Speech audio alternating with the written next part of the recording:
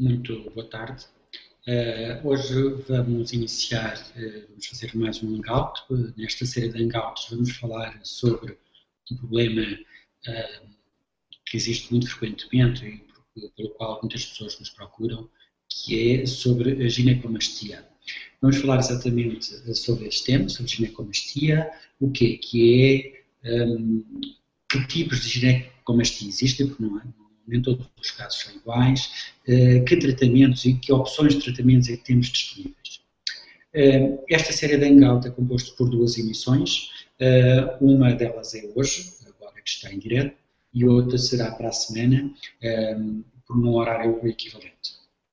A maior parte de vocês já me conhece, o meu nome é Miguel Andrade, sou cirurgião plástico e estético, fiz a minha formação, sou formado pela Universidade Clássica de Lisboa, normalmente mais conhecida pelo Hospital de Santa Maria, e estou inscrito na Ordem dos Médicos de Portugal, pertenço à Sociedade Portuguesa de Cirurgia Plástica, Reconstrutiva e Estética, onde aliás também desempenho algumas funções, nomeadamente sou responsável da estética, sou vogal da estética da Sociedade Portuguesa de Cirurgia Plástica, Reconstrutiva e Estética. Além de pertencer a estas instituições nacionais, que dão de alguma forma prestígio e de alguma forma validam e controlam a atividade médica em Portugal, pertence também a algumas organizações a nível internacional, de reconhecido renome, e sou um dos poucos cirurgiões plásticos e estéticos portugueses pertencente ao EBOPRAS, que é a European Board of Plastic Surgery, que no fundo é uma entidade europeia que tenta conjugar todos os cirurgiões plásticos europeus de forma a terem estipulado algumas normas de atuação em relação à maior parte dos procedimentos estéticos. Em relação ao tema de hoje, e caso desejem, podem enviar questões para os nossos mails, para o facia@facia.pt ou geral@facia.pt, ou ainda através dos restantes meios sociais, se dispor, a Fácia, o Facebook, o LinkedIn, o Twitter, por exemplo, ou o Google+, e poderão colocar essas questões. Se for possível, tentaremos esclarecer as mesmas durante esta emissão. Se não for, responderemos às questões colocadas pelo mesmo meio. Bem, vamos então começar e voltar ao tema que motivou esta série de emissões, a ginecomastia. O que é isso? Ginecomastia é a designação, é o nome médico dado a uma situação clínica muito frequente em que há um desenvolvimento das mamas no homem, as mamas masculinas. Elas crescem e este crescimento, este aumento de volume pode ser devido ou frequentemente a uma alteração hormonal, aliás, as causas mais frequentes, uma alteração hormonal ou uma acumulação de gordura. No caso da pessoa realmente tiver uma acumulação de gordura difusa em todo o corpo, essa situação também se pode refletir a nível da região peitoral, a nível do homem no peito, e, portanto, dar origem a um aumento de volume, a uma mama semelhante a uma senhora. Esta situação, que, como é compreensível, pode causar ou causa um grande traumatismo psicológico, sobretudo numa dada fase da nossa vida, numa dada grupo etário, onde também esta situação é mais frequente, que é na altura da adolescência ou dos jovens adultos. Nesta fase é vulgar os adolescentes não irem à praia, nem irem à piscina, terem alguma limitação do desenvolvimento de atividades físicas, nomeadamente de ginástica, de desportos, porque só o simples ato de se despirem, de tirarem a camisola e revelar as mamas, no fundo, com o aspecto feminino, que de alguma forma com a roupa podem mascarar, podem condicionar alguns comentários menos agradáveis e situações menos agradáveis, o que leva a que as pessoas, os adolescentes, retraiam e de alguma forma também isso se reflete a nível do seu psicológico. Ginecomastia em si, o nome literalmente significa mamas femininas, é causada por um desenvolvimento excessivo em demasia de tecido na região mamária masculina e ocorre, sobretudo, nas fases de mudanças hormonais, a nível do homem, como é óbvio. Estas fases são mais frequentes na infância, na adolescência e na velhice. Normalmente não há nenhuma patologia de base associada na grande maior parte dos casos. De qualquer modo, é necessário sempre fazer algum despiste de alguma situação clínica de alguma forma possa estar por trás do desenvolvimento deste tecido mamário. A alteração, este aumento de volume, que normalmente pode ser causado por uma grande variedade de alterações hormonais, em grande parte dos casos, ou numa grande maioria dos casos, pode ser reversível durante a puberdade.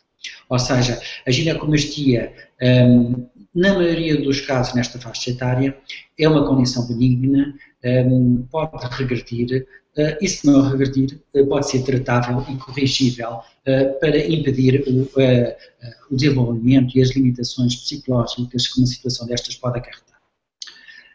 De qualquer modo, e como falamos, devem ser sempre consideradas algumas causas orgânicas, algumas causas para o aparecimento, para o desenvolvimento anormal do tecido mamário em qualquer uma das fases, de grupos etários. E, sobretudo, se estamos perante pessoas pertencentes a uma faixa etária mais avançada. Se a condição, no caso dos adolescentes, e se ela se persistir, se mantiver um aumento de volume, já na idade adulta, se mantiver um pai desenvolvido, podemos optar sempre por ponderar a realização do tratamento cirúrgico, que na maioria dos casos, ou se não dissermos em quase todos os casos, há uma redução significativa do volume e da forma, do volume da mama e da forma da região peitoral do homem, para conseguirmos dar um contorno corporal a nível da região peitoral o mais normal possível. Existem vários graus de ginecomastia. Estes graus, de alguma forma, são uma classificação, é uma das classificações que se utiliza e é uma classificação que nos ajuda a englobar e incluir as pessoas em determinados grupos que, de alguma forma, orienta para o seu tratamento. Os tratamentos, basicamente, que nós temos disponíveis são a lipoaspiração ou então a remoção e excisão de parte do botão ou da mama, do tecido glandular mamário, acompanhado ou não com uma excisão de parte da pele, dependendo do volume, do tamanho da região peitoral existente previamente. A lipoaspiração é um dos procedimentos que normalmente se realiza em quase todos os procedimentos, mesmo nos casos em que é necessário fazer a excisão cirúrgica, com uma incisão, com uma cicatriz que se localiza no rebordo da areola do tecido mamário, muitas vezes se completa esta situação com uma lipoaspiração ao redor de toda a região peitoral, de forma a conseguirmos definir, a modelar a região peitoral para uma forma esteticamente mais agradável e também mais atraente do ponto de vista do corpo masculino.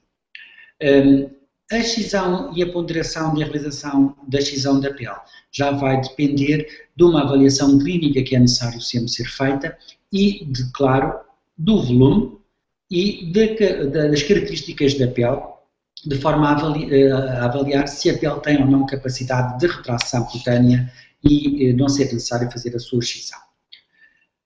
É claro que esta situação é pressuposta, tem alguns pressupostos em termos práticos, uma das quais é que no homem adulto normal não há um tecido mamário palpável, não se palpa. Existe de alguma forma alguma glândula mamária, mas ela não é clinicamente palpável nem visível. E a ginecomastia vai se apresentar exatamente como uma lesão, uma massa, se quisermos, na região mamária. Portanto, isto será, digamos que, as formas mais frequentes de apresentação desta patologia, será um aumento de volume da região mamária, que é palpável, às vezes mais dura que o tecido envolvente, o tecido adiposo. Este volume, esta massa, o seu tamanho é variável, pode ir desde 1 centímetro, portanto, volumes mais pequenos, com uma localização mais retroareolar, mais pequena, mais limitada, até situações em que o diâmetro da massa, do volume, é bastante grande, tipo da ordem dos 10 centímetros. Esta manifestação pode ser feita, pode surgir apenas de um dos lados, a dita ginecomastia unilateral, e nestes casos, mesmo sendo unilateral, pode desenvolver-se após meses ou anos também ginecomastia na outra mão. Ou então ser logo bilateral desde o início, havendo sempre algum grau de assimetria de um lado para o outro. Um lado pode ser maior, outro menor, um mais caído, outro com mais excesso de pele. E, portanto, nunca há uma assimetria perfeita, exata. Nós não somos, aliás, iguais, não somos simétricos de um lado e do outro. A nossa cara não é, o nosso corpo também não é, e, portanto, a região peitoral também não é. Nem vamos conseguir, com o procedimento cirúrgico, fazer uma imagem em espelho exatamente de uma região peitoral para a outra. Vamos, claro, que criar, modelar a região peitoral de forma em que ficam mais parecidas e que não prejudique e não cause perturbações de ordem psicológica a quem é portador desta situação.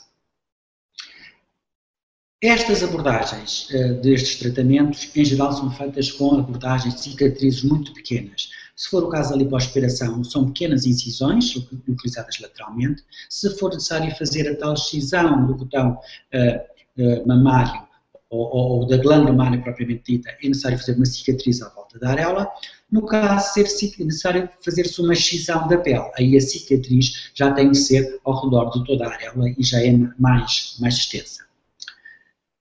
O mamilo e a areola, porque temos que avaliar também esta situação, não é só o volume, mas temos que avaliar também a forma, o tamanho do mamilo e da areola. Na maior parte dos casos não tem alterações significativas. Embora haja um caso em que haja uma hipertrofia dos mamilos, em que os mamilos ficam mais prominentes, mais salientes, e haja uma areola de maiores dimensões, de maior diâmetro, portanto, surgir isto tudo concomitantemente com o aumento de volume da região peitoral.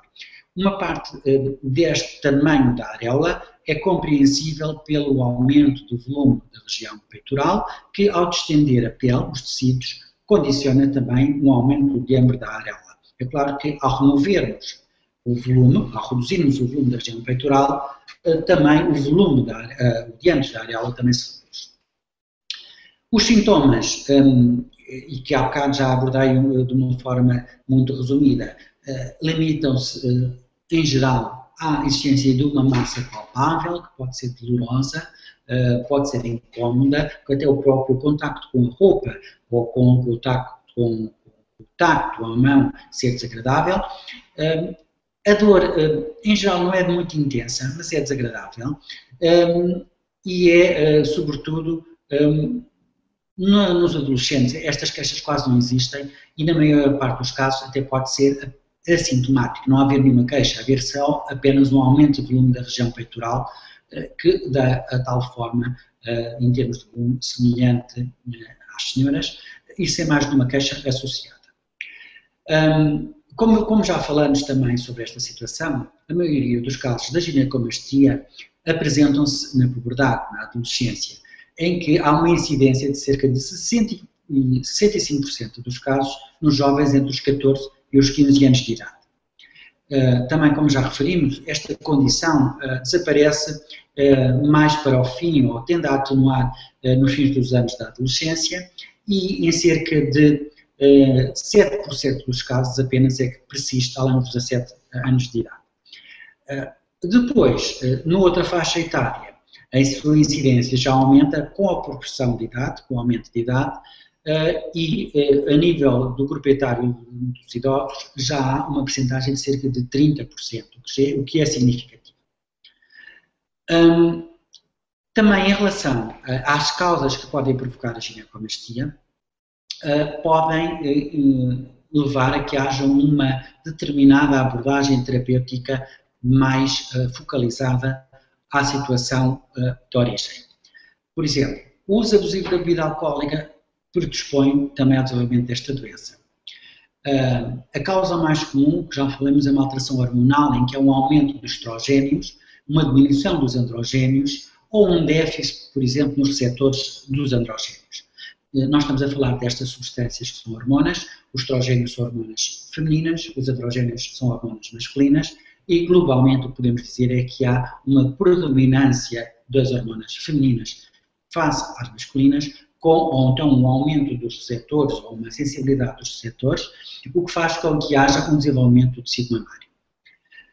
Deste facto, é pressuposto, e como já disse, que os fatores hormonais constituem uma das principais causas desta disfunção. E, portanto, deve ser despistado de alguma forma alguma patologia hormonal que esteja por trás desta situação. Porque senão podemos fazer o tratamento cirúrgico da situação, mas se não tratarmos a causa, podemos originar o aparecimento de novo aumento de volume da região peitoral. Recordo mais uma vez que, caso queiram, poderão enviar todas as vossas questões através dos nossos e-mails, facia@facia.pt ou geral@facia.pt, ou ainda através dos nossos meios sociais, do Facebook, do LinkedIn, do Google+, ou do Twitter, e teremos todo o gosto em responder. Por hoje não vamos abordar, não vamos continuar mais esta sessão. Convido-os desde já para estarem presentes no próximo Hangout, que será de hoje a 8 dias, também por volta das 2h30 da tarde, em que iremos abordar de alguma forma a parte correspondente que nos falta da ginecomastia, nomeadamente os tratamentos disponíveis, o pós-operatório, a avaliação que é necessário ser feita e os resultados que conseguimos obter com os tratamentos que preconizamos. Muito obrigado e boa tarde.